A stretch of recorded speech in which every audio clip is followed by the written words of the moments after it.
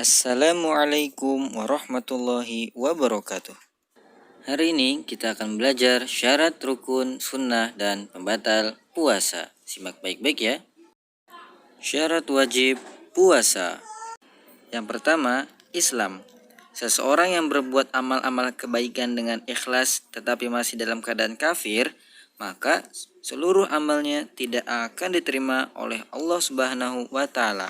Karena agama yang paling diridhai oleh Allah adalah Islam, sebagaimana Allah berfirman, "Innad dina 'indallahil Islam." 2. Berakal. Allah memberikan akal sehat kepada setiap manusia. Tujuannya agar dia dapat berpikir sehingga mampu memilih mana yang baik dan mana yang buruk. Sebaliknya, orang yang memiliki akal tidak sehat atau gila tidak dapat berpikir sehingga tidak mampu membedakan mana yang baik dan yang buruk. Oleh sebab itulah, semua ibadah hanya diperuntukkan bagi orang yang memiliki akal-akal sehat. 3. Baligh, telah mencapai umur dewasa.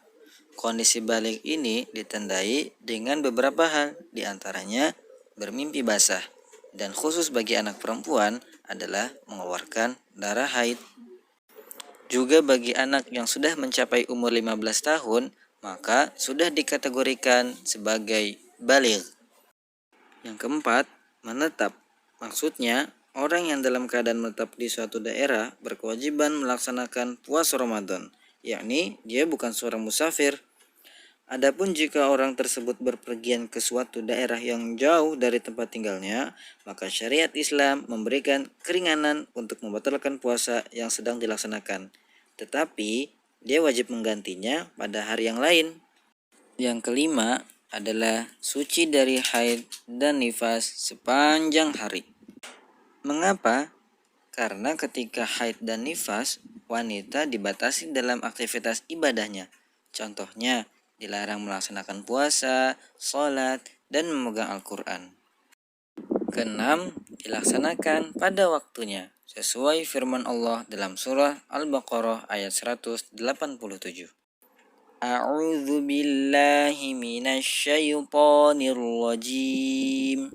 Wa kulu washrabu hatta yatabayyana lakumul khaytul abyadu minal khaytil aswadi minal fajr. Thumma atimmus siyama ilal lail. Rukun puasa. Rukun puasa ini fungsinya adalah sebagai penentu diterimanya ibadah. Yang pertama adalah niat, yakni bertekad dengan kesungguhan dan kesengajaan hati untuk beribadah demi mendekatkan diri kepada Allah Subhanahu wa taala. Dan hukumnya adalah wajib, sebagaimana Allah Subhanahu wa taala berfirman, "Wa ma umiru illa liya'budullaha mukhlishina lahud-dina hunafa." Kedua, menahan diri dari hal-hal yang membatalkan puasa. Sunnah puasa. Perkara-perkara sunnah dilakukan untuk menambah pahala amal atau menyempurnakan ibadah puasa kita. Di antara sunnah-sunnah puasa tersebut adalah 1. Bersahur. Sebagaimana sabda Rasulullah SAW, "Tasahharu fa inna fis sahuri barokah." Sahurlah kalian karena sesungguhnya dalam makan sahur terdapat berkah. Hadis riwayat Bukhari dan Muslim. Kedua, mengakhirkan bersahur.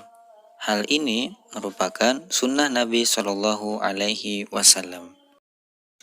Ketiga, bersahur dengan kurma. Sebagaimana sabda Nabi Shallallahu Alaihi Wasallam, "Ni'ma sahuril mu'min at-tamr." Sebaik-baik makanan sahur seorang mukmin adalah kurma. Keempat, meninggalkan perkataan dan perbuatan keji. Rasulullah Shallallahu Alaihi Wasallam bersabda, barang siapa yang tidak meninggalkan perkataan bohong, perbuatan buruk, dan tindakan tercela, maka Allah tidak butuh ia meninggalkan makanan dan minumnya. Artinya, ibadah dia sia-sia. Kelima, segera berbuka setelah masuknya waktu. Mengapa? Karena umat Islam masih ada kewajiban untuk sholat tarawih pada malam harinya, sehingga Islam menganjurkan kepada umatnya untuk menyegerakan berbuka puasa agar stamina tubuhnya dapat kembali. Keenam, berbuka dengan kurma, sebagaimana sahur dengan kurma. Yang terakhir adalah membaca doa ketika berbuka puasa, sesuai doa yang diajarkan oleh Rasulullah. Dhahabadh dhama'u wa batallatil 'uruqu wa thabatal ajru insyaallah. Pembatal puasa. Berikut contoh hal-hal yang dapat membatalkan puasa. 1. Makan dan minum dengan sengaja. 2. Muntah dengan sengaja. Ketiga, haid atau nifas. Keempat, gila walau sekejap. Yang kelima, melakukan hubungan suami istri. Berhubungan intim antar suami istri ini merupakan dosa besar. Bahkan orang yang melakukannya diwajibkan membayar kafarat, yaitu dengan berpuasa 2 bulan berturut-turut.